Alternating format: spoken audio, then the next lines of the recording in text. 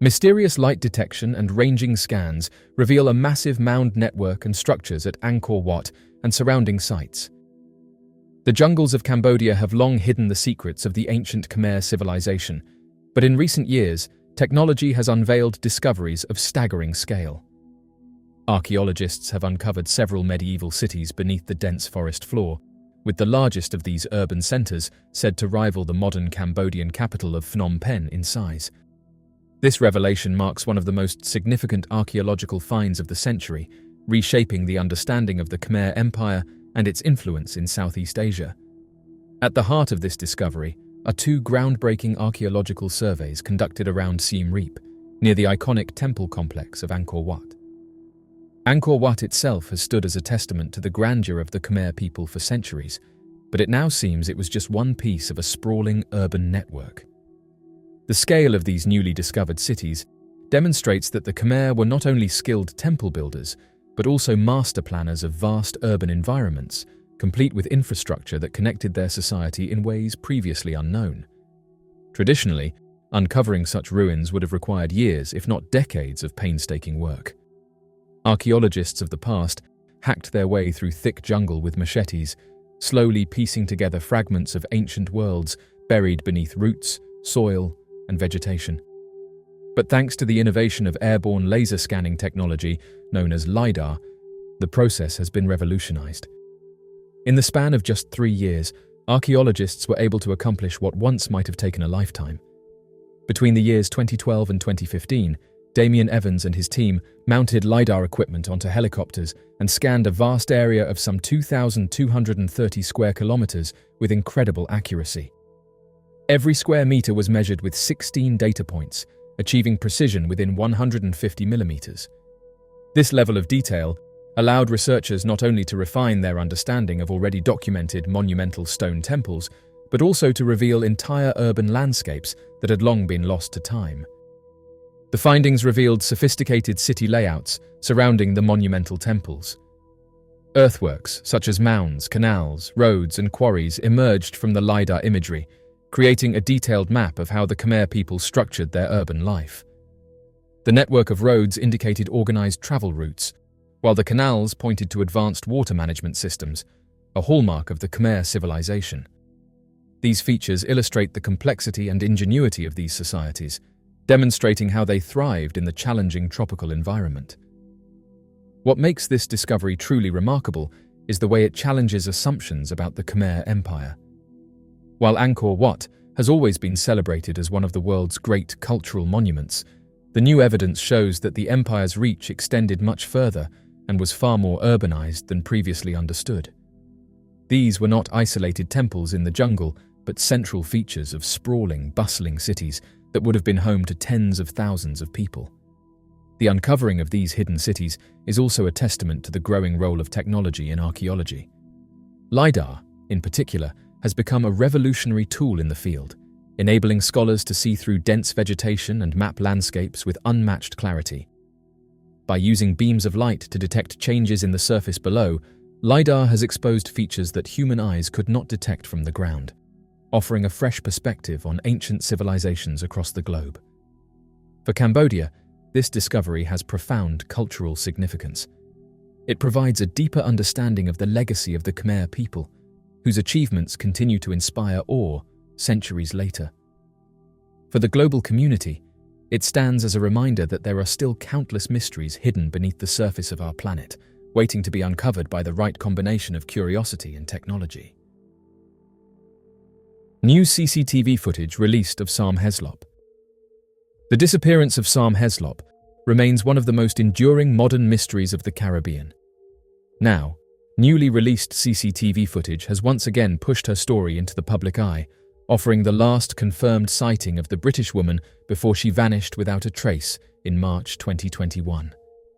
The footage, which had never been released to the public until now, was shown exclusively by the BBC. It captures Sarm in the hours before she disappeared, walking through the streets with her boyfriend, Ryan Bain. The video shows her alive, healthy, and seemingly carefree. Yet just 6 hours later, she would be reported missing. Despite one of the most extensive search operations ever mounted in the Virgin Islands, Sarm has never been recovered. Sarm, a former flight attendant from Southampton, was known among her friends and family as adventurous and full of life. She had always sought out new experiences, never afraid to take the unconventional path. In 2019, she left the United Kingdom and joined friends on a sailing trip across the Atlantic. The journey, which took her from St. Lucia to Guadeloupe, Dominica, and Martinique, was the kind of bold adventure that matched her personality. Friends described her as a free spirit, someone who always welcomed challenges and threw herself wholeheartedly into new opportunities. 7 months into her voyage, Sarm met Ryan Bain, a 50-year-old American boat captain who owned a £500,000 luxury catamaran named Siren Song.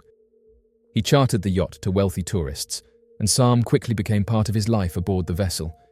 Their relationship deepened within months, and she eventually decided to work as a chef on the yacht. On the 7th of March 2021, Sarm completed her first charter aboard Siren Song. That evening, she and Bain went ashore for dinner before returning to the yacht. The newly released footage shows her that night. It is a seemingly ordinary scene, but with the benefit of hindsight, it carries a haunting weight. This was the last moment Sarm was verifiably seen alive. By morning, she was gone. Ryan Bain maintains that Sarm most likely fell overboard or drowned while swimming during the night, but his account has left many unsettled. Despite being central to the case, he has never been formally questioned by police. Sarm's belongings, her passport, money, and phone, were left behind, an indication that she had not planned to leave the yacht voluntarily. Sarm's disappearance triggered an intense search operation that spanned land, sea, and air. Authorities scoured the surrounding waters of the Virgin Islands, deploying divers, boats, and helicopters, but nothing was found. The lack of evidence has left her loved ones in an agonizing limbo, unable to grieve properly or gain closure. Her mother, Brenda, has spoken with quiet resilience about the ordeal. While she has come to accept that her daughter may no longer be alive, she insists that what matters now is uncovering the truth. Knowing what happened is essential for the family to begin healing. For her, the hope of answers is what keeps her moving forward. When the island's chief of police, Stephen Phillip, handed over the footage, he admitted that the investigation had reached a standstill. His hope was that by releasing the video, fresh eyes might see something overlooked, perhaps revealing a detail that could reignite the investigation. Sarm's friends, who had never seen the footage before, studied it intently, searching for signs of unease or subtle tensions between her and Bain. Any hint could matter. The case has drawn widespread attention, not just because of its mystery, but because it highlights the fragility of life and the unsettling reality that someone can vanish without explanation, even in the modern age of constant surveillance and digital footprints. For Sarm's family, every detail, every clue, and every sighting matters, because behind the headlines is a daughter, a friend, and a woman whose story deserves resolution. As of now, the CCTV footage stands as the final testament to her presence before she disappeared into the shadows of the Caribbean night. It is a chilling reminder of how quickly the ordinary can turn extraordinary, and how a vibrant life can be silenced without reason or trace. For her family, friends, and the many who now follow her story, the mystery of Sarm Heesop is one they hope will not remain unsolved forever.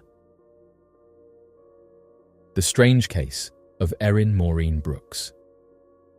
On the 27th of December 2021, the last known image of Erin Morin Brooks was captured inside a shop in Sitansisk, New Brunswick. Not long after this sighting, she vanished without a trace, leaving her family, her community, and investigators searching for answers.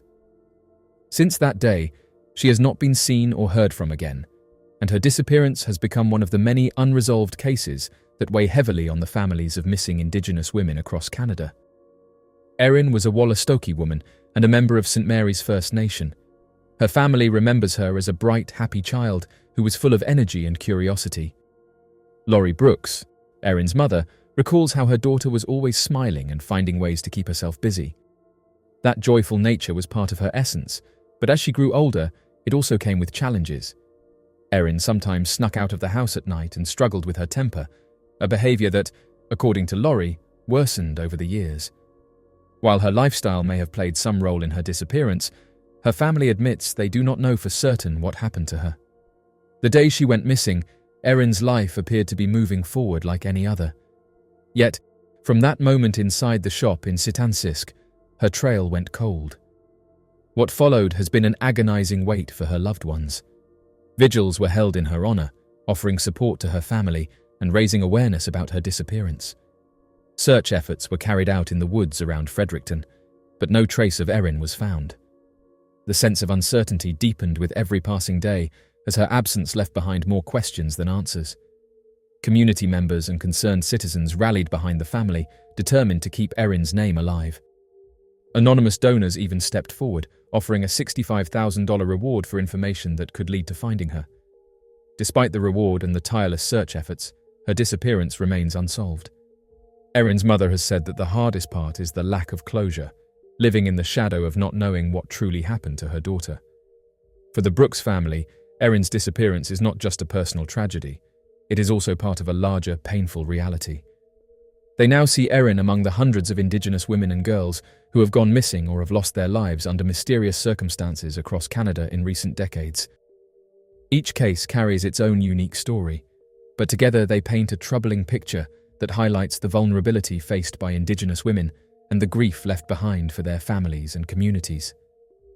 Today, Erin Morin Brooks remains missing. Her story continues to be shared at vigils, in family interviews, and in community gatherings, ensuring that her name is not forgotten. The mystery of Patrick Paddy Moriarty. On the 16th of December 2017, 70-year-old Patrick Paddy Moriarty vanished from the small outback town of Larrimah, Australia, along with his red Kelpie cross dog, Kelly. His disappearance has become one of the strangest mysteries in recent Australian history, not only because of the total absence of physical evidence, but also because of the unusual dynamics of the tiny settlement he called home. With only 11 residents at the time, suspicion fell on nearly everyone in Larrimah, leaving behind a story that remains unsolved to this day. Patrick Moriarty was born on the 30th of March 1947 in Croom, County Limerick, Ireland, to Mary Teresa Moriarty. His father's name was not recorded on his birth certificate, and the man's identity remains unknown. Paddy grew up in the small town of Abbeyfeel, where he worked as a station hand, grader driver, and ringer, spending much of his time around cattle ranches. He had a love for rodeo competitions, even winning a belt buckle in 1996. In 1966, he relocated to Australia, where he eventually built a life that suited his independent, sometimes mischievous nature. By 2008, Paddy had moved to Larrimah, a settlement in the Northern Territory, where he purchased a disused service station and made it his home. He first shared it with his loyal dog Rover until Rover passed in December of 2016. Not long after, Paddy was given Kelly, a young red Kelpie cross, who became his closest companion. Paddy was employed at the Larrimah Hotel, best known for its Pink Panther pub, where he was tasked with gardening, cleaning and maintenance. Known for his orderliness and tidy nature, Paddy also had a reputation for being outspoken and often difficult. He was a man of contrasts, loyal to friends, but quick-tempered and fond of teasing, which did not endear him to everyone in town. The most notable conflict in Paddy's life was with his neighbour across the street, 75-year-old Fran Hodgetts, the owner of Fran's Tea House. The pair had once been cordial, but things soured when Fran divorced her husband Bill, and Paddy publicly sided with Bill. From then on, Fran accused Paddy of harassing her, poisoning her plants, and even leaving kangaroo carcasses on her property. Though she made 9 complaints to police over the years, nothing was ever proven. Paddy, for his part, denied the allegations and claimed Fran was doing the same things to him. Their feud became infamous in the tiny town. By 2017, Fran had taken on a groundskeeper named Owen Laurie, a man who soon found himself clashing with Paddy as well. In particular, Owen grew frustrated with Kelly wandering near Fran's property, leading to a heated argument between the two men just days before Paddy's disappearance. Witnesses later confirmed the quarrel, and Paddy himself mentioned it to others. On the 16th of December, Paddy followed his usual routine. He rode his red quad bike with Kelly to the Pink Panther pub, where he completed his duties and then stayed for drinks. That day, he was said to have drunk more heavily than usual. At around 6:30 in the evening, he left the pub. A passing tourist later told investigators that they saw Paddy and even gave him a cooked chicken to feed to his dog. This was the last confirmed sighting of him. When Paddy did not appear in town the following days, his friends became concerned. On the 18th of December, they went to his home to check on him. Inside, they discovered an unsettling scene. Leftover chicken was still sitting in the microwave. Food was on the table, Kelly's bowl was filled, the back door was unlocked, and a fan was still running. Paddy's bed had not been slept in, and both of his hats were inside, unusual since he never went out without one. His red quad bike was parked under the carport, along with his four-wheel drive vehicle, though the keys to the vehicle were missing and have never been found. His rain gauge was full, despite his habit of emptying it daily. His calendar was marked up to the 15th of December, the day before he disappeared. The house looked as though he and Kelly had intended to return quickly, but never did. With both gone without trace, police were contacted on the 19th of December. Investigators searched the area by air, on foot, and by motorbike, scouring the scrubland surrounding Larrimah. However, no sign of Paddy or Kelly was ever found. Sinkholes are known in the region, but police stated it was unlikely he had been walking in dangerous areas. The absence of Kelly was particularly suspicious, as the loyal dog would not have strayed far from her owner. Without clear evidence, suspicion fell on those in town who had feuded with Paddy, including Fran and Owen.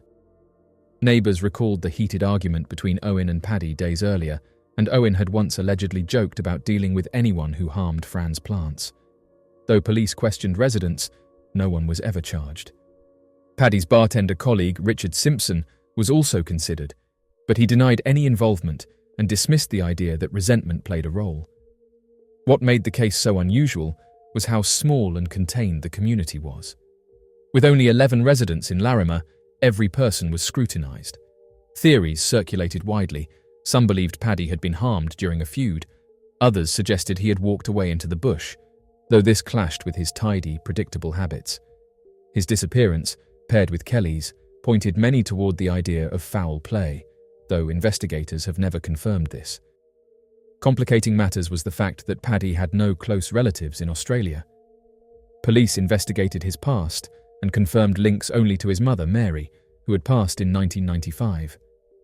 DNA comparisons with distant relatives confirmed nothing, leaving investigators with no family ties to pursue. Years later, the disappearance of Patrick Moriarty remains unresolved. The quiet outback town of Larrimah became infamous for the mystery, with documentaries and news reports covering the case and raising the same unanswered questions. What is clear is that Paddy and Kelly vanished suddenly, leaving behind a home frozen in time, as though they had only stepped out for a moment. The disappearance of Paddy Moriarty is a story that captures both the remoteness of outback life and the strangeness of unresolved mysteries. It is a tale of a man who lived simply, who clashed with neighbours, and who, on an ordinary December evening, stepped into history as one of Australia's enduring mysteries. To this day, his friends and the few who knew him in Larrimah hold on to the hope that answers will one day surface, bringing clarity to what really happened that night when Paddy and Kelly disappeared without a trace. The mysterious Nybro Quarry discovery. In 1733, at the Nybro Quarry in Sweden, a discovery was made that baffled workers and became one of the most strangest mysteries in natural history. As stonecutters went about their daily labour, splitting open a block of stone, they encountered something so unusual that it spread beyond the quarry walls and into the lore of European science and folklore. Inside the rock, sealed away in complete darkness, they reportedly found a living frog.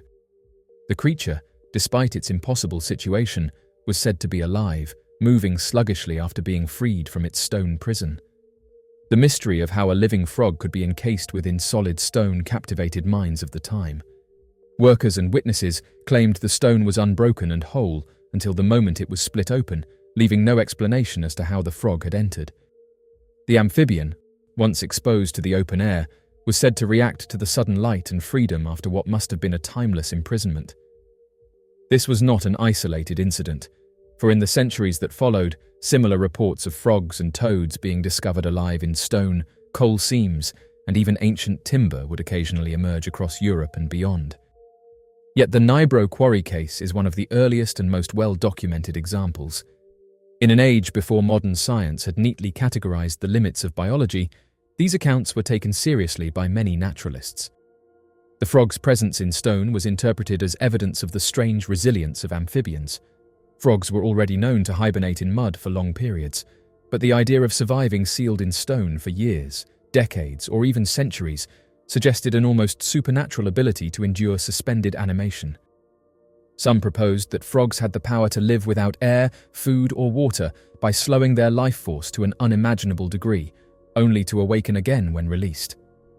Others suggested that frogs were somehow created within the stone itself, formed in pockets during the rock's development.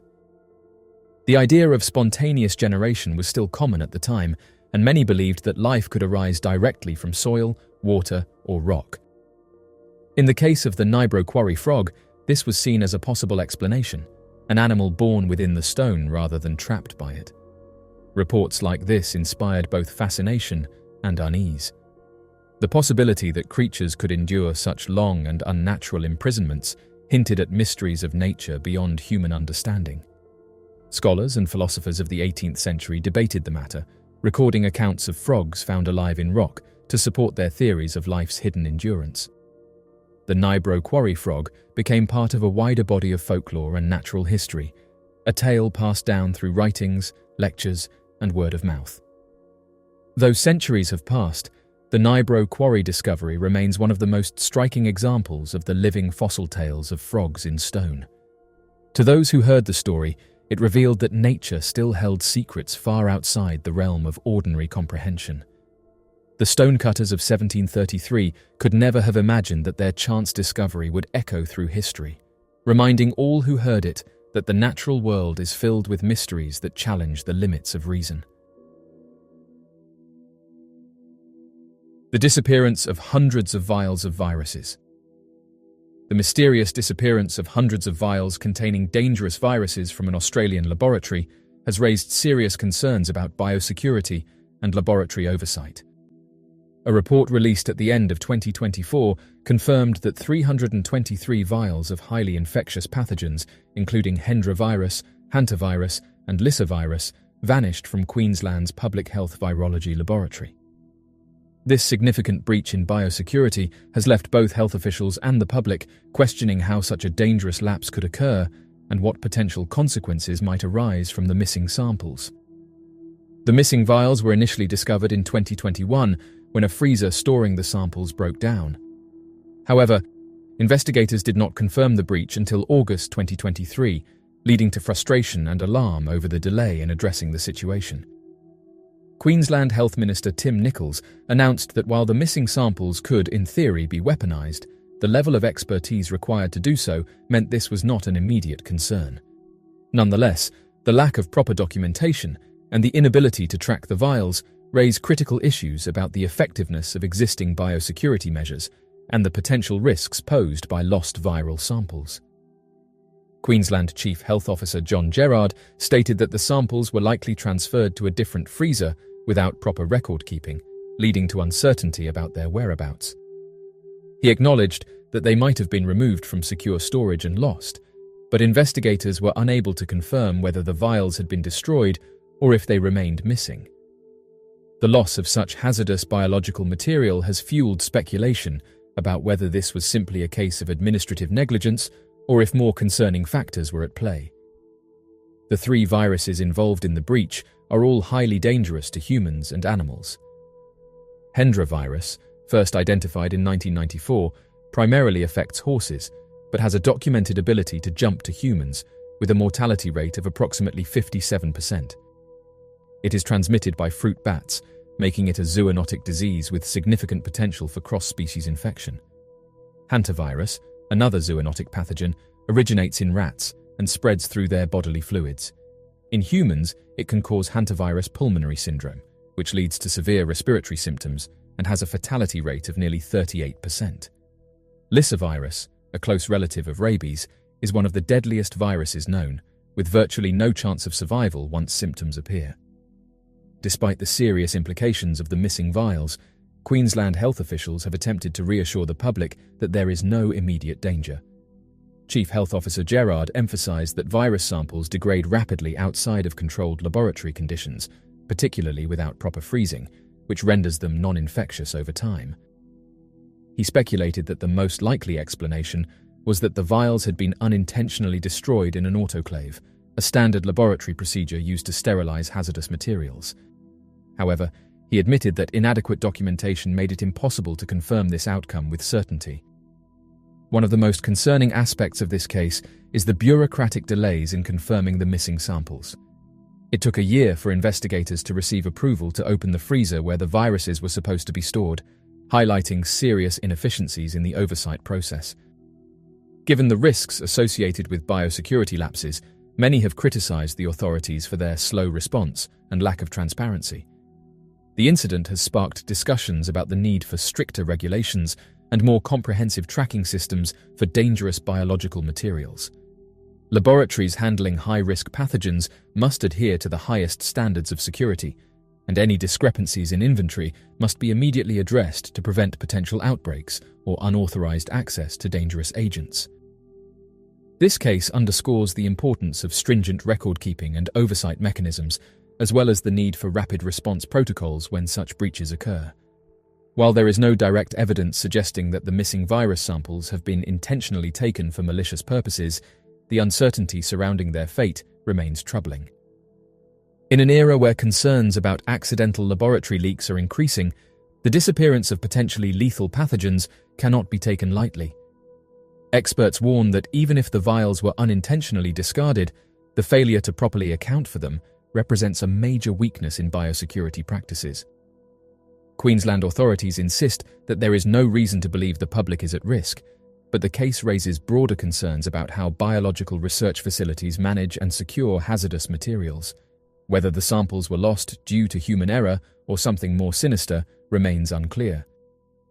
Until conclusive evidence confirms their destruction, the mysterious disappearance of these vials will continue to fuel speculation and debate over laboratory safety, regulatory oversight, and the potential dangers of missing lethal pathogens.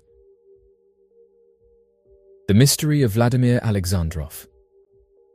The disappearance of Vladimir Alexandrov remains one of the most perplexing mysteries of the Cold War era. A distinguished Soviet climatologist, Alexandrov played a crucial role in the development and global dissemination of the nuclear winter theory. His research, which suggested that a nuclear war would result in catastrophic climate consequences, had profound political implications. At a time when tensions between the United States and the Soviet Union were at a peak, Alexandrov's work was seen as a powerful tool for influencing public opinion and global policy. However, his rising prominence and international travel privileges made him a figure of intrigue, and by 1985 he had become an individual of interest to both the Soviet KGB and the American CIA. In March 1985, Alexandrov arrived in Spain to attend a scientific conference in Cordoba. He was treated with high regard, reflecting his growing status as a scientist and political figure. Upon landing at Madrid's Barajas airport, he was transported to the Soviet embassy before proceeding to Cordoba. However, according to reports, he displayed uncharacteristically erratic behavior after leaving the embassy, insisting on going to a bar immediately. His sudden shift in demeanor raised questions about what might have transpired during his visit to the embassy. Some speculated that he had been given orders or received disturbing news that altered his state of mind. During his time in Cordoba, Alexandrov was closely accompanied by his hosts, but his actions were increasingly unpredictable. His preoccupation with the CIA was evident, as he repeatedly mentioned the agency, almost as though he felt he was being watched or pursued. His behavior became more concerning when he was driven back to Madrid and once again visited the Soviet embassy.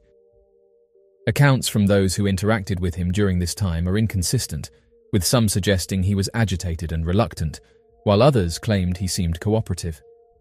These discrepancies only add to the mystery surrounding his final days. What happened after Alexandrov entered the Soviet embassy in Madrid remains unknown.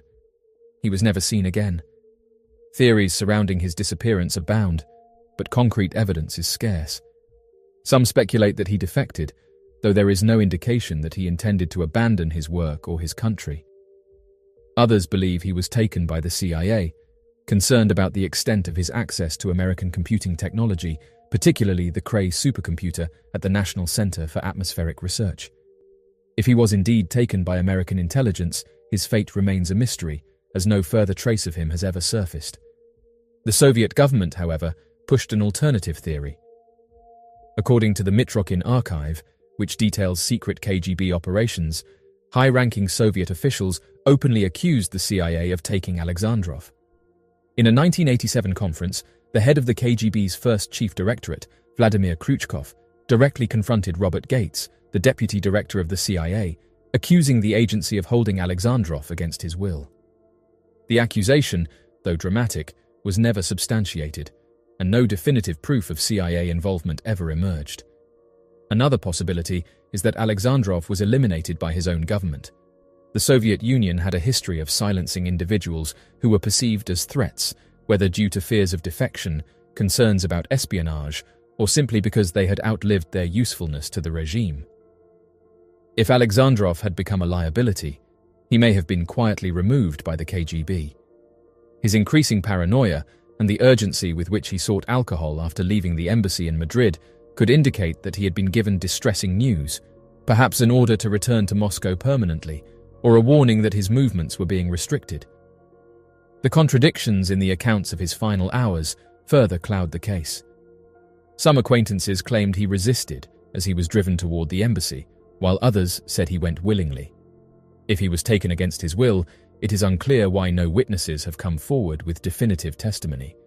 Additionally, if he was forcibly repatriated to the Soviet Union, it is puzzling that no official explanation for his disappearance was ever provided. The Soviet government was known to fabricate narratives when necessary, but in Alexandrov's case, there was only silence. More than 3 decades have passed since Vladimir Alexandrov vanished, and his case remains one of the Cold War's lingering mysteries. Nobody has ever been found, no confession has surfaced, and no official documents have provided a definitive answer. His groundbreaking research on nuclear winter continues to influence climate science and geopolitical discussions, but his fate is lost to history. Whether he was taken by intelligence agencies, assassinated by his own government, or disappeared voluntarily, the truth remains elusive. His disappearance serves as a stark reminder of the shadowy intersections of science, politics, and espionage during one of the most tense periods in modern history. The unsolved case of Emanuela Orlandi. Since her last sighting on June 22, 1983, following a music class in Rome, 15-year-old Emanuela Orlandi, the daughter of a Vatican official, has remained missing. In the theories surrounding Orlandi's disappearance, amateur investigators have accused various individuals and groups of being responsible for her disappearance, and despite the fact that the case has never been resolved, and she has never even been located, disturbing new evidence has brought the case back to light. For the first time in over 35 years, a promising 2019 lead involving bones found in Vatican City that were thought to be hers appeared to be leading authorities in the right path. But investigators' hopes were soon crushed once more. Even now, the mystery surrounding Emanuela Orlandi's disappearance is still unsolved and unsettling. Although they lived in a small, close-knit neighborhood where their father was a powerful figure, Emanuela Orlandi's brother Pietro claimed that they had a Vatican upbringing and that they felt safest in the world. However, on June 22, 1983, their home turf proved to be anything but safe. She was studying the flute 3 days a week at a nearby music school, and that's exactly what she was doing the day she disappeared. She arrived in class and spoke with her sister afterwards, but she never returned home. Her last known communication with anyone was that phone call to her sister. The following day, Emanuela Orlandi was formally declared missing, and as soon as any tips came in, the inquiry was launched. Particularly, 2 tips, one from June 25th and another from June 28th, seemed to point investigators in the right direction. Referring to himself as Pierluigi, the first caller claimed to have seen Orlandi that day in Rome, and even gave specifics about her attire and flute that led detectives to conclude he was telling the truth. He continued by saying that Orlandi had told her sister that the girl, who was going by the name Barbarella, had fled from home in order to sell Avon goods. On June 28th, the second caller reported to the police that he had also met a young woman who had run away from home and went by the name Barbara. This man's account of seeing her at a pub close to the music school seems plausible. However, subsequent informants began discussing a plot involving the Grey Wolves, a Turkish organization, who was planning to take Emanuela Orlandi and then trade her for one of their own assassins who had been imprisoned for firing at the Pope 2 years prior. To explain what transpired, several explanations have been proposed. Considering the Vatican and its surroundings are a center of mafia and religious influence, those organizations are frequently viewed with distrust. The Banda della Magliana, a criminal organization with headquarters in Rome and commanded by Enrico de Pedis, is at the center of most mafia hypotheses. According to the notion, the syndicate determined that holding the daughter of a Vatican official hostage would be the best method to recover the vast sums of money they had borrowed to the Vatican Bank but were not receiving in return. This theory has been bolstered by anonymous information to the authorities, and de Pedis' ex-girlfriend later went public with her accusation that he told her he had taken Orlandi. However, hard evidence is scant, and a police check of the gangster's grave, which one tipster had suggested might yield DNA evidence supporting the hypothesis, produced no results. There appears to be more evidence supporting the Grey Wolf's idea. On May 13, 1981, Grey Wolf Mehmet Ali Aga attempted to take out Pope John Paul II in the Vatican by firing at him 4 times, but was apprehended right away. In the weeks after Orlandi vanished, a number of anonymous calls to the authorities raised the possibility that Orlandi was being held by Turkish militants with the intention of trading her for Aga. One scenario regarding the Orlandi case, and possibly the most unsettling claim, is that Emanuela Orlandi and other girls were taken by the Vatican. According to The Telegraph, the hypothesis goes on to say that these parties included foreign ambassadors as well. The accusation can't be completely discounted, though, because the source of it was Father Gabriele Amoth, the senior exorcist for the Vatican and a man personally nominated by John Paul II. In an attempt to eventually solve this mystery, officials have pursued numerous leads and responded to a large number of tips in the nearly 40 years since Emanuela Orlandi vanished. Maybe the most thrilling tip of all was the 2019 letter that purported to indicate her final resting location. Early in the year, Laura Scrow, the attorney for the Orlandi family, got a very sinister note that included a picture of a tomb under the Vatican and instructions to look where the angel is pointing, referring to the marble angel that was watching over the crypt in question. The Vatican's top officials took notice of the anonymous tip, and spokesman Alessandro Gisotti intervened to handle the matter delicately. The fact that scientific examinations conducted on the tomb after the letter was sent indicated that it had been opened at least once recently enough for Orlandi's bones to have been hidden within is what made this tip so intriguing. Scrow added that she had been able to verify that some people knew there was a chance Emanuela Orlandi had been hidden in the tomb in a letter to the Vatican. The fact that flowers had been left at the tomb site provided even more proof that anonymous individuals had been paying visits. Now it was just a matter of searching the crypt to see if Emanuela Orlandi's remains were indeed within. The Orlandi family had previously had their hopes raised by an anonymous tip before the angel letter became public in 2019. The family most recently held its breath in unison when the Vatican found human remains on its grounds on October 2018, only to be disappointed to learn that the remains belonged to unrelated individuals. Regretfully, this occurred once more in July 2019, when no remains were found during the tomb search. Alessandro Gisotti, a spokesman for the Vatican, stated that the entrance to the tomb opened onto a large subterranean area that was completely empty and had no human remains. It was devastating news for the Orlandi family, who had spent nearly 40 years patiently and devotedly looking for the lost girl's remains. Pietro Orlandi, the brother, stated that he was relieved that Emanuela was not there. He also mentioned that his family has become accustomed to the illusions and disillusions associated with this pointless pursuit. Even so, it is nevertheless notable that the Vatican abruptly changed their mind about cooperating in this case, even if nothing was discovered. Pietro Orlandi claimed that after pleading with the Vatican several times to help with his sister's disappearance, he was positively surprised when they eventually acceded. It was suggested by Pietro Orlandi that the Vatican's denial of assistance amounted to an admission that there is a possibility of internal responsibility on their part. However, despite the Vatican's assistance, the case of Emanuela Orlandi's disappearance remains unsolved. The mystery of Kylin Louder. The case of Kylin Louder remains a haunting and perplexing mystery. Kylin was born on January 21, 1984, and grew up alongside her brother Colton. She earned a degree in social work from Utah State University in 2006 and seemed to have a bright future ahead. However, tragedy struck her family in 2009 when her brother Colton silenced their uncle, Jeffrey Ackerman, an event that led to Colton being sentenced to 5 years in prison. Though Kylin reportedly never exhibited signs of mental struggles, she faced prolonged periods of unemployment, which caused some distress. Her father described her as a little down due to her struggles, but her mother maintained that she was in good spirits, actively applying for jobs, and hopeful about her future. On the night of September 26, 2014, Kylin made a strange call to the police. She reported that a fight was happening in her condo's clubhouse and insisted that weapons, including guns, were involved. When police arrived, they found a wedding reception taking place, but no signs of a fight or disturbance. The guests confirmed that nothing unusual had occurred, raising questions about why Kylin had made the call in the first place. Just an hour later, she called again, but hung up before speaking to a dispatcher. When police called her back, she seemed disoriented, had difficulty remembering her address, and was mumbling. During the conversation, she mentioned that her roommate believed she was being paranoid and delusional.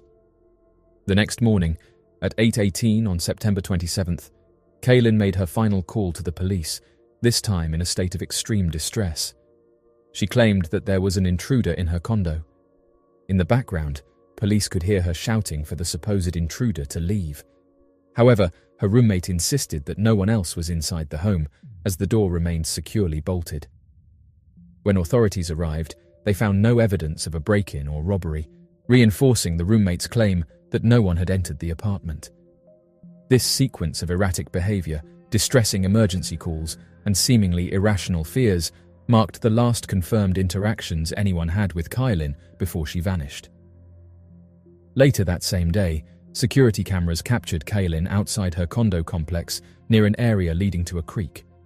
At 3:30 in the afternoon, she was seen standing in the rain, dressed in shorts and a tank top, barefoot despite the wet and chilly conditions. 2 hours later, at 5:45 in the afternoon, she was recorded running across the same area, but her pace suggested that she was not being chased. In the final footage, she was seen carrying her dog back toward the same location. Her behavior appeared animated, and she seemed to be speaking either to herself or to her dog.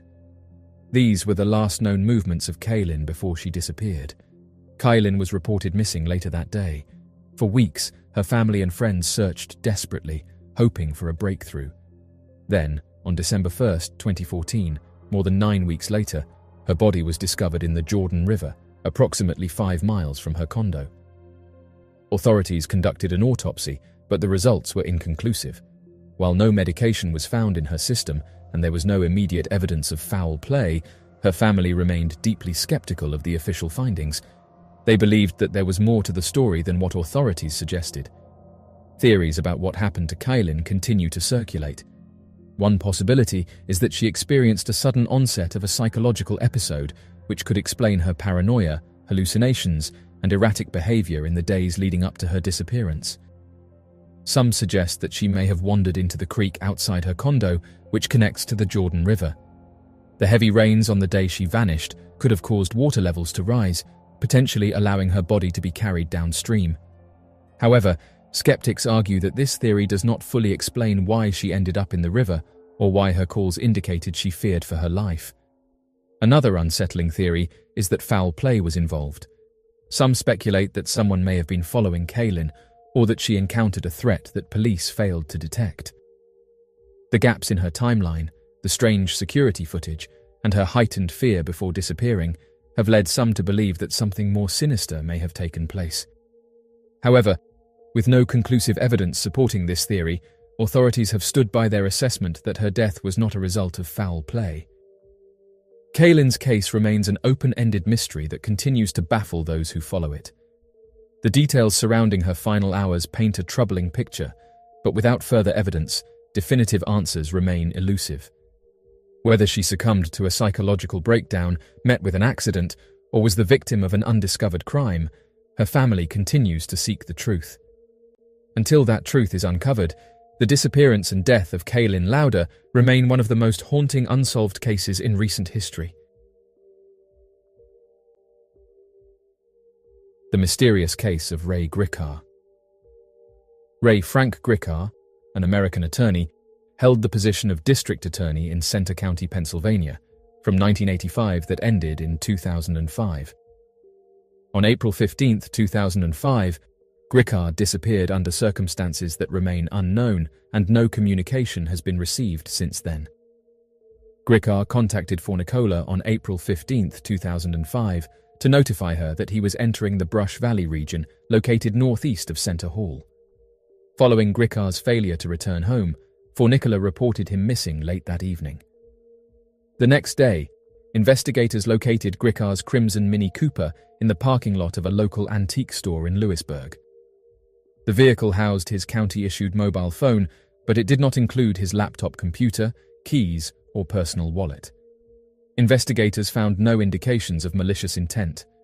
According to police and family members, the vehicle's position, next to two bridges across the Susquehanna River, had resemblances to the placement of Gricar's older brother Roy's vehicle when he took his own life in 1996. Subsequent to the identification of Gricar's vehicle, officials conducted a thorough search of the river and its banks, but were unable to locate any trace of him. Law enforcement officials also saw that the conduct of a sniffer dog in the vicinity of Gricar's vehicle indicated a possibility of his entering another vehicle with another individual. Pennsylvania officials commissioned the FBI to examine Gricar's bank accounts, credit card information, and cell phone records, but were unable to discover any indications of his whereabouts. The county-issued laptop belonging to Gricar was found by fishermen in the Susquehanna River, beneath a bridge between Lewisburg and Milton, on July 30th. However, the hard drive of the laptop was not found. Divers conducted a thorough search of the river area in close proximity to its discovery during the following days, but were unable to locate any further objects. Approximately 2 months later, a hard drive was found on the banks of the Susquehanna River, approximately 100 yards or 91 meters away from the laptop's whereabouts. Investigators speculated that it had originated from the laptop, but it was severely damaged. Despite extensive analysis by the FBI, the US Secret Service, and the data recovery company Kroll OnTrack, no retrieval of any data was made. In April 2009, Belafonte police disclosed that prior to Gricar's disappearance, someone individual had accessed the home computer at the residence he cohabitated with Fornicola and conducted online searches on subjects including how to corrupt a hard drive, how to sabotage a hard drive, and water damage to a notebook computer. In June 2011, Lara, the daughter of Gricar and executor of his estate, filed a petition with Center County to officially declare him deceased. The next day, law enforcement in Utah apprehended an individual who bore a striking resemblance to Gricar on a misdemeanor conviction, but he declined to disclose his true name.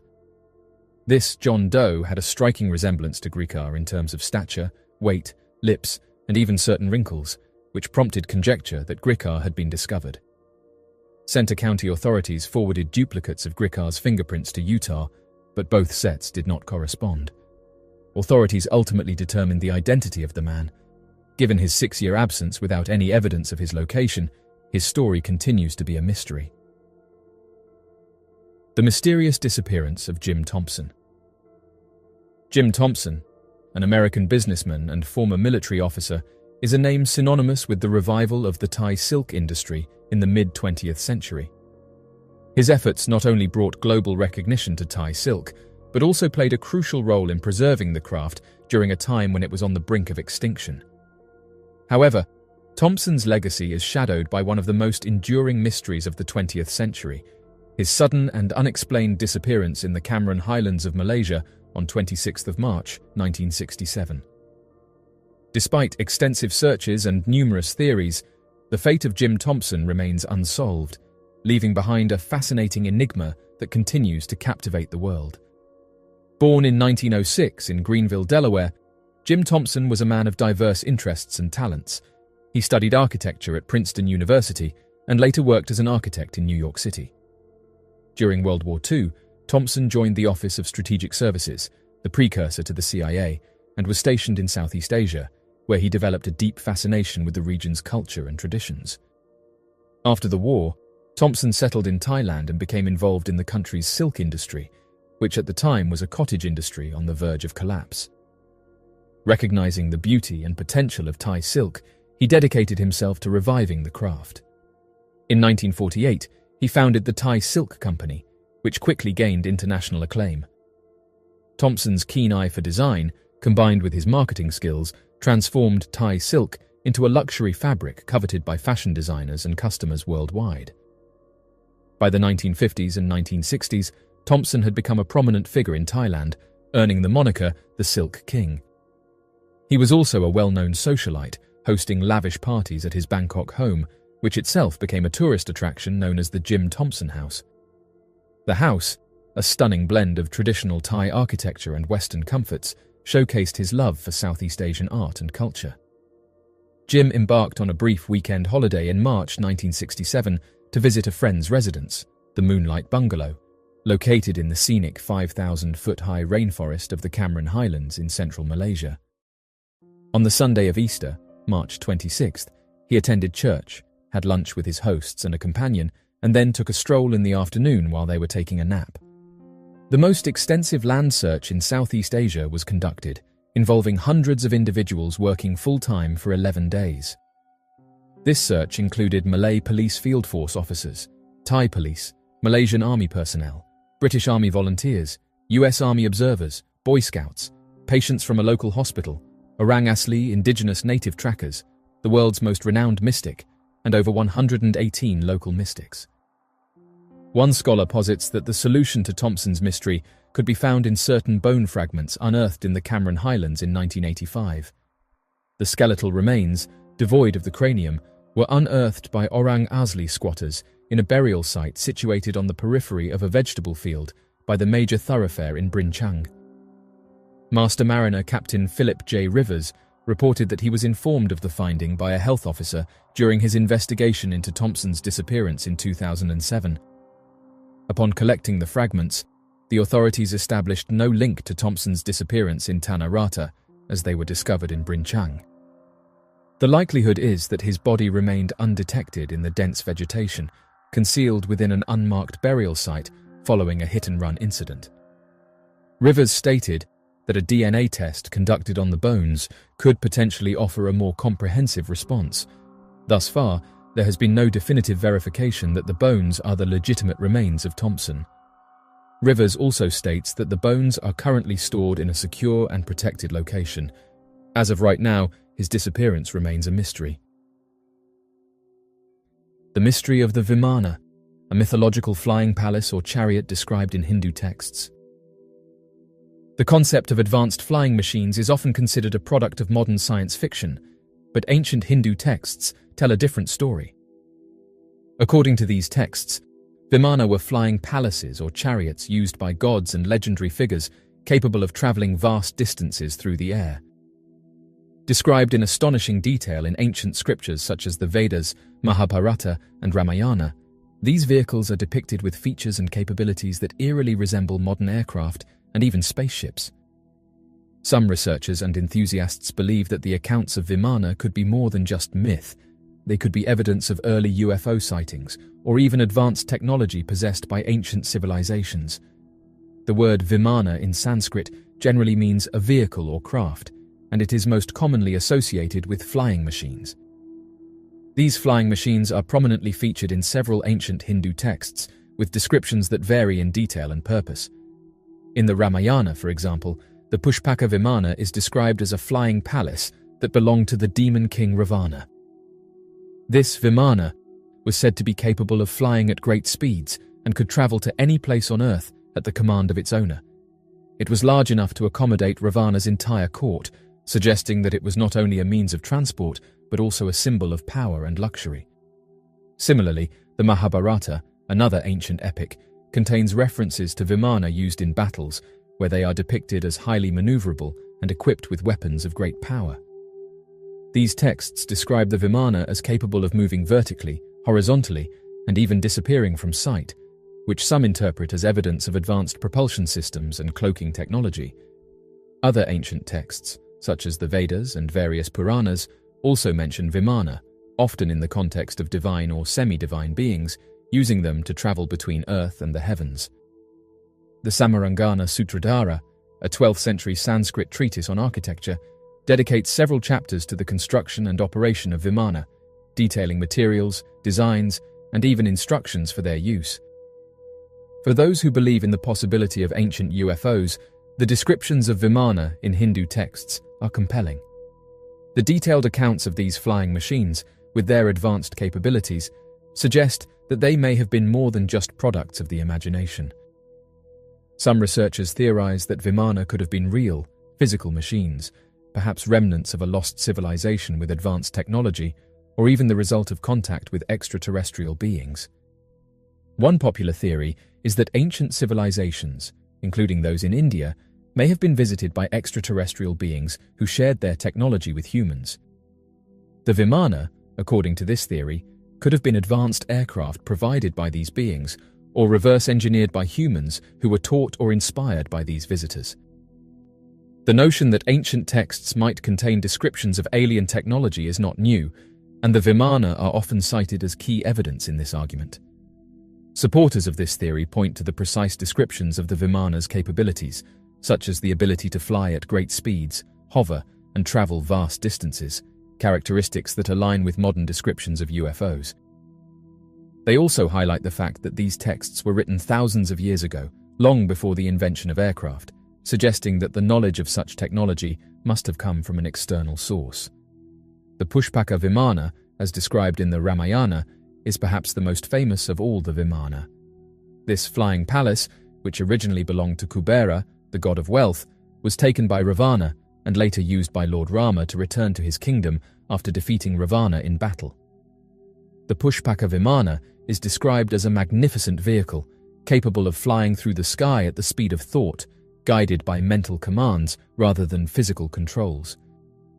The description of the Pushpaka Vimana includes intricate details about its construction and features, such as its ability to expand and contract, its luxurious interiors, and its smooth, silent flight. These descriptions have led some researchers to speculate that the Pushpaka Vimana was not just a mythological creation, but a real aircraft, possibly powered by advanced technology that has since been lost to history. The disappearance of Wroe Bechtel. Unfortunately, individuals disappearing with no trace is not an uncommon occurrence, and Wroe Bechtel is one such sad case. Amy was 24 when she married Steve Bechtel, a fellow fitness enthusiast.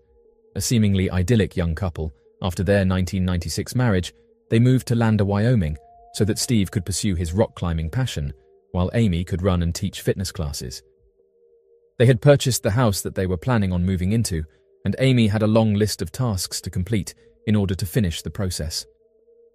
On July 24, 1997, Steve departed for a rock climbing trip with one of his friends, while Amy left to teach a fitness class and complete some of her long list of errands to get the house ready to move into before planning to take a jog on Loop Road in the Shoshone National Forest. When Steve returned after a long day of rock climbing, Amy still had not returned, but he was not immediately concerned, considering her long list of items that she planned to accomplish that day. He visited with his neighbors, Todd and Amy Skinner, around 8:15, noting that she was not back yet, but not seeming overly worried yet. However, at around 11 in the evening, when there was still no sign of Amy, he returned to the neighbors and recruited their help as the search for Wroe Bechtel began. The Skinners drove through several of the roads that Amy typically took when jogging and located her white Toyota station wagon abandoned on Loop Road at approximately 1 in the morning. However, no trace of Amy could be found around the car, even after the search expanded to include over 500 people searching over a 20-mile radius over the course of 8 days, before the search unfortunately had to be called off. The only trace of Amy that was ever found were her sunglasses, to-do list, and car keys, which were located inside of her car. It seemed that she likely had her wallet with her, wherever she was. Wroe Bechtel was never found, and no other clues led to the resolution of this unsolved mystery, leading to her being declared legally deceased in 2004, 7 years after her disappearance. Her husband Steve was temporarily investigated as a suspect, but he was never charged, although some still believe that he is the one to blame for Amy's loss of life. Investigators searching the home found several journals and poems that Steve had written with violent themes and such. Later, investigators also admitted that his plans for the day included several holes. Additionally, Amy's brother Nell disclosed that he had noticed a strange bruise on her arm several weeks before her disappearance.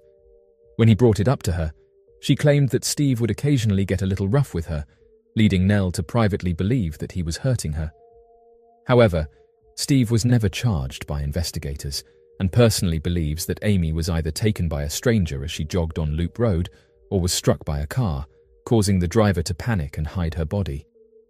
However, the cause of her disappearance has never been found, and Amy Wroe Bechtel was never seen again. Cameron Robbins, an 18-year-old individual who recently finished high school, has been unaccounted for since the 24th of May, after falling into the waters near the Bahamas while aboard a sunset cruise ship. While on a celebratory trip to the Bahamas with friends, Mr. Robbins, who had just graduated from the University Laboratory School in Baton Rouge, Louisiana, mysteriously vanished while in the ocean. On the 24th of May, Mr. Robbins went overboard while on a sunset cruise called Blackbeard's Revenge with the group. Based on the information provided, it's alleged that Mr. Robbins willingly leaped off the boat as part of a dare. A video capturing the incident reveals Mr. Robbins swimming in near-total darkness. But since the footage was released, various theories have been put forward to explain what happened, with some suggesting that it was a shark, while others pointed out that it sounded like the audio had been tampered with. After jumping off the boat, Mr. Robbins hasn't been seen since. The search for Mr. Robbins by the US Coast Guard and Royal Bahamas Defense Force lasted for multiple days, until it was suspended on Saturday, May 27th. Cameron Robbins, an 18-year-old individual, recently completed his high school education at University Laboratory School. This institution is affiliated with Louisiana State University and is located in Baton Rouge. According to reports, it has been stated that Mr. Robbins engaged in playing baseball during his time at school. Mr. Robbins and friends were vacationing at the Atlantis Paradise Resort in the Bahamas to commemorate their graduation, as confirmed by Louisiana State University. The excursion was not officially approved by the school. University Lab School Director Kevin George stated that Mr. Robbins was a student at the school for 13 years. The University Lab School community hopes for the best outcome in this situation and said that they have personally communicated with Cameron's family and noted that at the time of his disappearance, authorities in the Bahamas were actively searching for him. The university said that in moments like these, it is vital for us to unite and provide support to one another. It is claimed that during the trip, Mr. Robbins was challenged to leap off the boat. According to Jonathan Chia, a representative from Pirates Revenge Limited, the parent company of Blackbeard's Revenge, Mr. Robbins fell into the water at around 9:40 in the evening. Chia provided the following information in a statement. The video, recorded shortly after Mr. Robbins leaped into the water, depicted the 18-year-old swimming near the boat, while the passengers on the sunset cruise shouted at him. During the video, people can be heard encouraging Mr. Robbins to clutch onto the floating device they tossed into the water specifically for him. According to Mr. Chia, the ship's crew followed all authorized safety procedures and company policies when implementing the man overboard protocol. Their ultimate goal was to maximize the chances of rescuing someone who had fallen into the water. According to a video posted on Facebook, Commodore Raymond King of the Royal Bahamas Defense Force stated that the location where Mr. Robbins reportedly jumped into is known for having a high presence of sharks, and those who've analyzed the video have said that you can see shadows swimming closely to Mr. Robbins, causing some to suggest that a shark could have been responsible, as bull and tiger sharks can be found in the Bahamas. One of the sharks that could have been responsible for Mr. Robbins' disappearance is the bull shark. Bull sharks are known for their aggressive behavior and are considered one of the most dangerous shark species when it comes to interactions with humans. Bull sharks are found in coastal waters around the world and are known for their tolerance to both saltwater and freshwater environments. One of the reasons bull sharks are considered dangerous to humans is their proximity to shorelines and popular swimming areas. Unlike many other shark species that inhabit deep offshore waters, bull sharks are commonly found in coastal regions, including bays, harbors, and river mouths. This close proximity to human-populated areas increases the likelihood of encounters between bull sharks and swimmers, surfers, and divers. Bull sharks are known for their aggressive nature and have been involved in a significant number of unprovoked attacks on humans. They have a reputation for displaying territorial behavior and are more likely to engage in aggressive encounters than other shark species. While bull sharks are responsible for a relatively small percentage of shark attacks worldwide, their ability to adapt to various habitats and their assertive behavior make them a potential threat in certain environments. The other shark known throughout the region where Mr. Robbins went missing is that of the tiger shark. Tiger sharks are known for their large size, formidable teeth, and powerful jaws, making them one of the most feared shark species in the ocean. Tiger sharks are named for their distinctive dark stripes that resemble a tiger's pattern. They are large-bodied sharks, with adult females reaching lengths of up to 14 feet and males typically measuring around 11 to 13 feet. Tiger sharks are known for their opportunistic feeding habits and are often referred to as garbage cans of the sea due to their ability to consume almost anything they come across. They have a diverse diet that includes fish, seals, turtles, dolphins, birds, and even other sharks, and it's this versatility and willingness to scavenge that makes them more likely to interact with humans in various coastal and offshore environments. Tiger sharks are responsible for a notable number of unprovoked attacks on humans. The perception of tiger sharks as potentially dangerous stems from their size, powerful jaws, and their presence in popular swimming and surfing areas. They are commonly found in warm coastal waters around the world, including the tropics and subtropics. This overlap with recreational activities increases the likelihood of encounters between humans and tiger sharks. The US Coast Guard has not verified the rumors suggesting that the waters are populated by sharks. The US Coast Guard, District 7, was notified by the Royal Bahamas Defense Force at approximately 11:30 in the evening regarding the incident of Mr. Robbins falling overboard. This information was conveyed in an official statement issued by the Coast Guard. In an official statement, Lieutenant Commander Matthew Spardo, the Coast Guard liaison officer to the Bahamas, announced that the US Coast Guard District 7 has dispatched several search and rescue resources following a request for assistance from the Royal Bahamas Defense Force. Mr. Chia stated that Pirates Revenge Limited had a close collaboration with the Bahamian authorities and the US Coast Guard throughout the incident, and said that during the investigation, they were committed to ongoing cooperation with the authorities.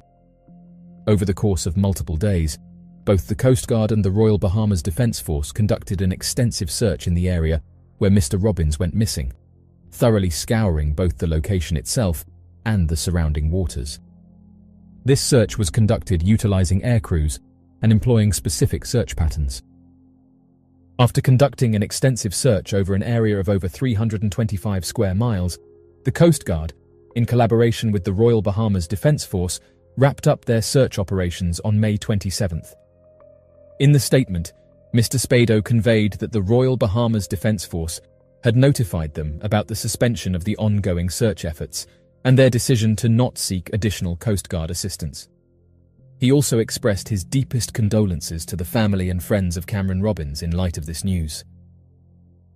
During an official statement, Mr. Chia expressed that Pirates Revenge Limited thoroughly assessed and evaluated their safety measures and protocols. They are assured that the company's practices have consistently aligned with the top industry standards, ensuring the safety of their passengers. With the approval of the Bahamian authorities, Pirates Revenge Limited has commenced the operation of their cruise ship once again. In addition, Mr. Chia extended his gratitude to the crew for their unwavering professionalism and proficient execution of their responsibilities throughout the incident. There's many who've said that the video can be solved by identifying the mysterious shadows that emerge in the water, which caused him to swim away hastily. There has been online speculation triggered by the video suggesting that Robbins's demise may have been caused by a shark pursuing him. Several individuals have asserted that they can distinctly discern a shark in the footage. As mentioned, Commodore Raymond King of the Royal Bahamas Defence Force confirmed that the region where Robbins fell overboard is heavily populated with sharks. Other users pointed out that they noticed the presence of a shark on the left side of the video, while one user confidently claimed to have spotted a fin in the short video clip. The Bahamas, with its crystal-clear waters and stunning coral reefs, is a popular destination for beachgoers and water enthusiasts.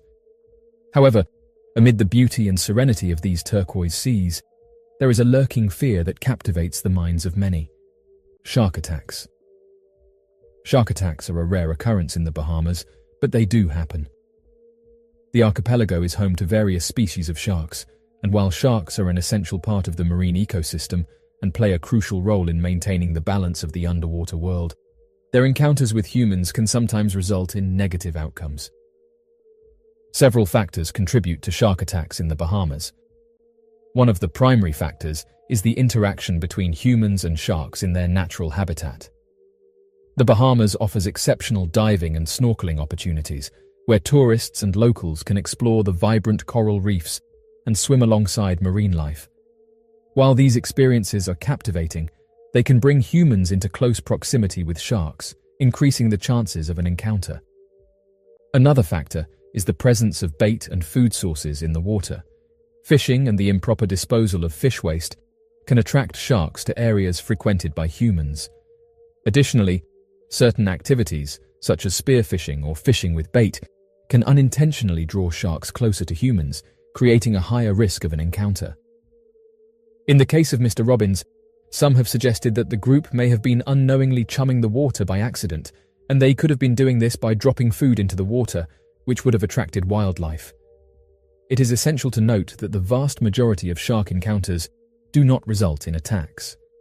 Sharks are often curious creatures and may approach humans out of curiosity or to investigate their surroundings. In most cases, these encounters are harmless and serve as a reminder of the beauty and diversity of marine life. However, there have been instances where sharks have exhibited aggressive behavior, leading to attacks. The Bahamas has implemented measures to ensure the safety of both humans and sharks in their waters. Shark conservation efforts aim to promote responsible interactions and minimize the risks associated with shark encounters. These efforts include educational programs, public awareness campaigns, and guidelines for divers and snorkelers. One such initiative is the establishment of marine protected areas and shark sanctuaries. These areas restrict fishing and other activities that could harm shark populations and their habitats. By protecting these vital areas, the Bahamian government aims to maintain the delicate balance of the marine ecosystem and ensure the long-term survival of sharks and other marine species. The discovery of giant skeletons in the United States has long captivated the imagination of people around the world. Tales of enormous humanoid remains, often referred to as giant skeletons, have fueled speculation about a hidden chapter of human history. According to various sources such as newspaper articles, scientific journals, historical documents and photographs, over the course of 2 centuries in North America, more than 1,000 skeletal remains of individuals who measured at least 7 feet in height have been discovered. These accounts reach from the east to west coasts of the United States and describe anomalies such as skulls with elongated shapes, excessive teeth, and jawbones that dwarfed the finder's face. The information that has been amassed on these discoveries is well documented. During the 1800s, it was reported that enormous skeletal remains were found in the burial mounds of North America. According to the reports, the skeletons were described as having a length of 7 to 8 feet, while some purported discoveries reaching 9 to 11 feet.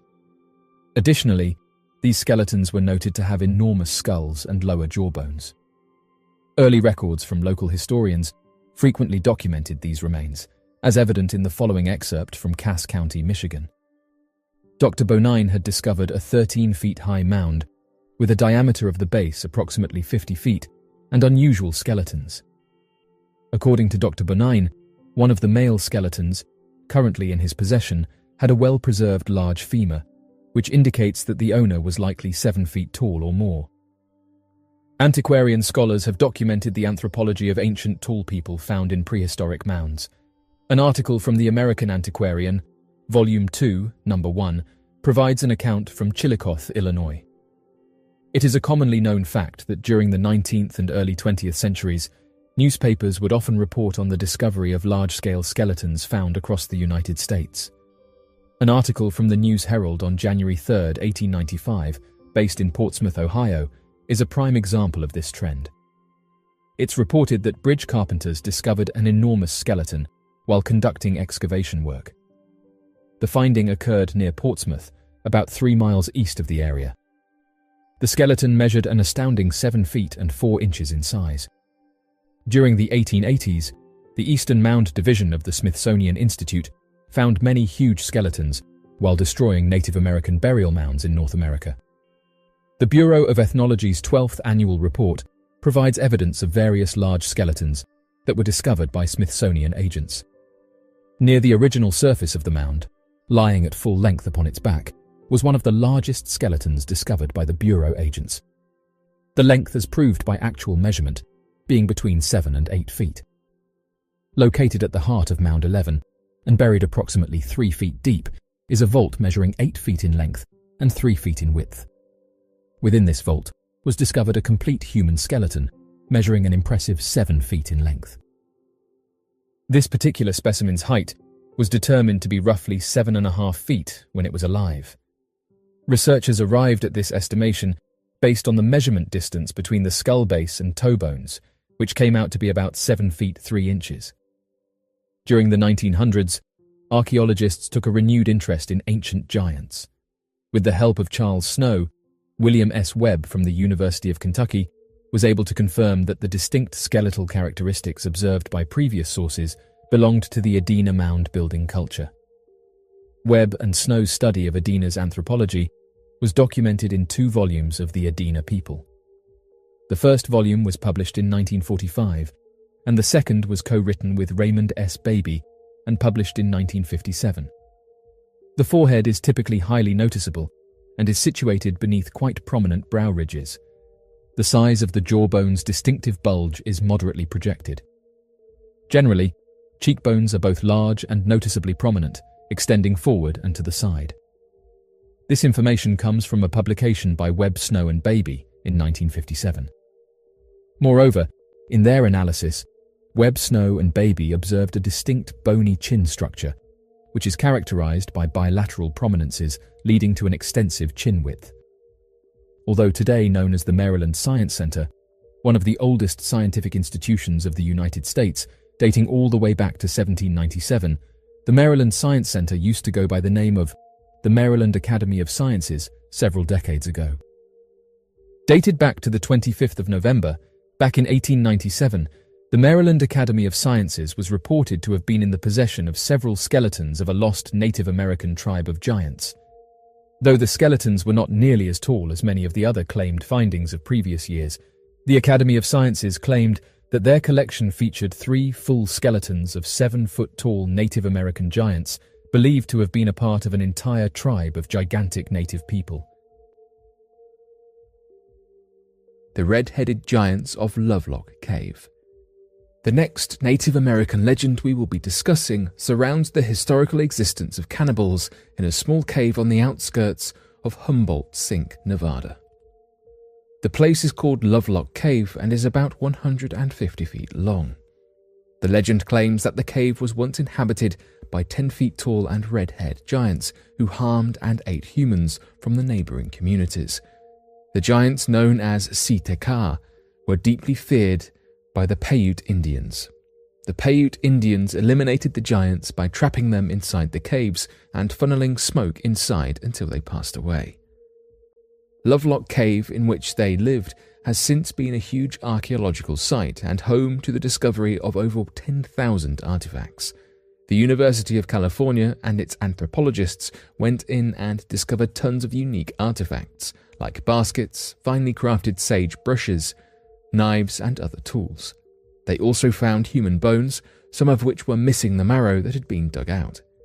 This increased the truth of cannibalistic speculations and that the humans living within the cave ate other humans. Researchers claimed that most of the human bones remained untouched, and the bones that were missing marrow and sported knife marks might have been done out of necessity or famine and not a regular diet. The anthropologist Llewellyn L. Loud was in charge of the Lovelock Cave expeditions when he and his team discovered nearly 10,000 different artifacts. It took him many years of research and work before he could completely publish a full report of the findings.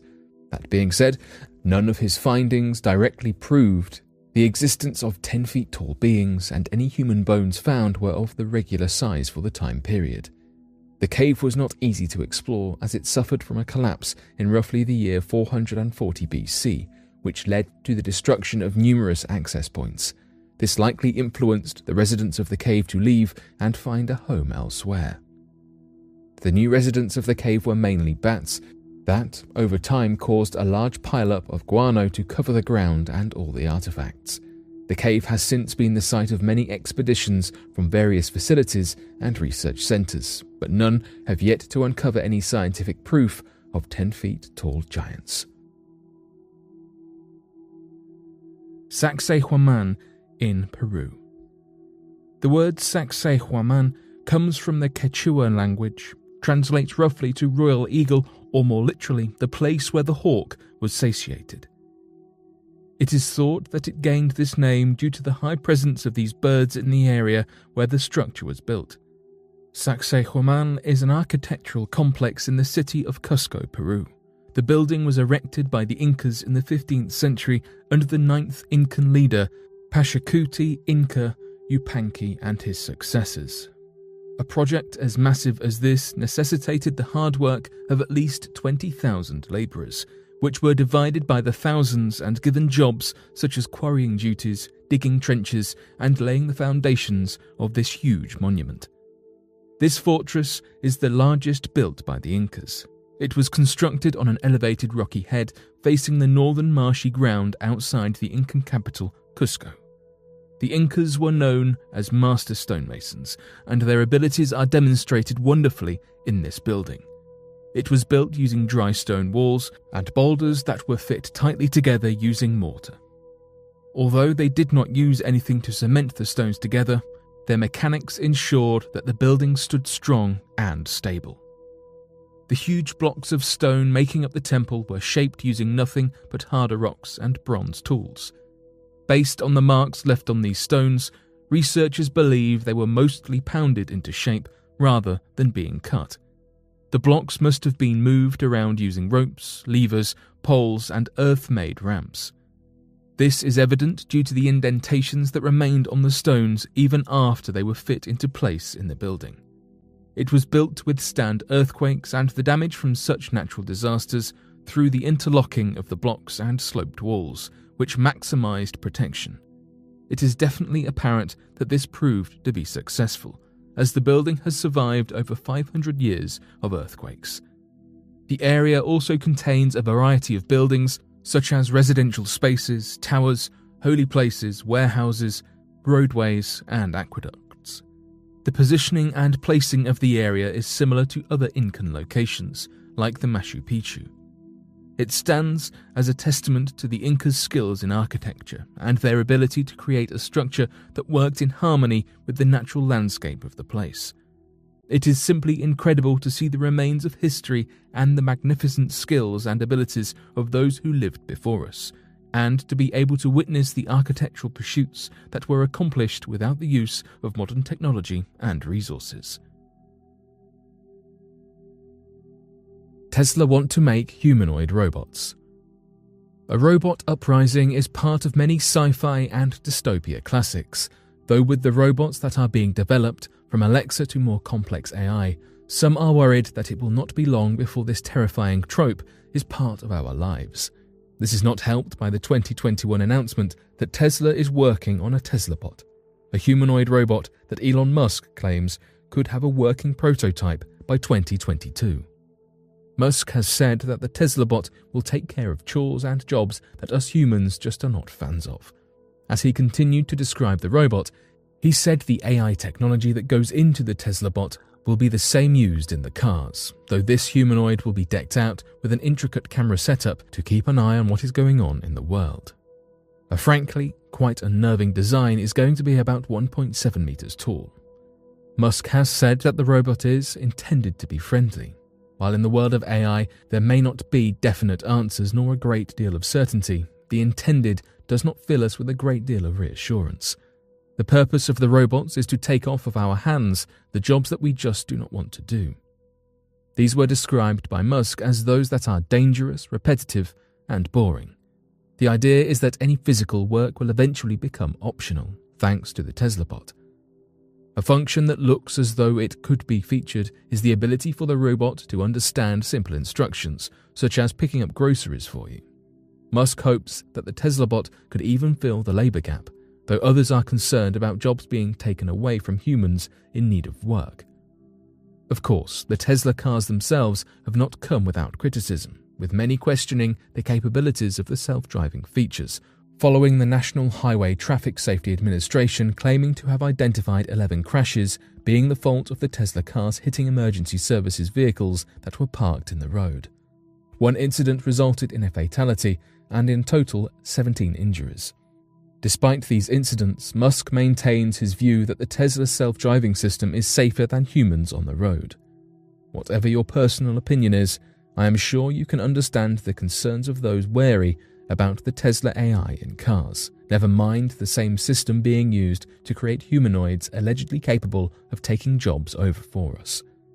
The world of AI is controversial as it is, though the work of Tesla and Elon Musk himself has caused an even greater divide, with some cheering on the scientific advancements and others wary of the economic and social implications. This expansive road materialized along the coastline of Sakhalin Island. The mysterious photographs quickly led to the emergence of various theories regarding a potential lost civilization. A massive stone road suddenly appeared on the shores of Sakhalin Island. Although it was only visible for a brief period of time, it attracted enough attention for hundreds of photographs to be captured. The unexpected appearance startled the residents of the island, and many of them said that the mysterious road appeared out of nowhere. Sakhalin Island is situated in the Ring of Fire, an area renowned for its significant subduction zones. This accounts for the frequent occurrence of intense seismic and volcanic activity on the island. It shares its southern border with Japanese islands. It is important to note that certain individuals who question the origin of these enigmatic structures argue that a natural cause is the most plausible explanation. However, it should be acknowledged that while this explanation may account for their formation, it does not provide insight into their actual creation. The massive road can be observed to bear a striking resemblance to those constructed by ancient civilizations, but it has been noticeably weathered by the relentless force of the sea. Therefore, numerous individuals have expressed the desire for a comprehensive geological or archaeological examination to be conducted on this enigmatic formation. It is important to mention that in close proximity to that location, along the coast of Japan, there exist enigmatic underwater structures known as yonaguni. Various researchers have suggested that these submerged structures are associated with the mysterious civilization known as Mu. The expansive highway running along the coastline of Sakhalin bears a striking resemblance to the well-known Bimini Road, which is believed to be the remnants of the mythical Atlantis discovered in the Caribbean Sea. The colossal highway remains shrouded in mystery, with limited information available regarding its nature, except for its remarkable and transitory existence.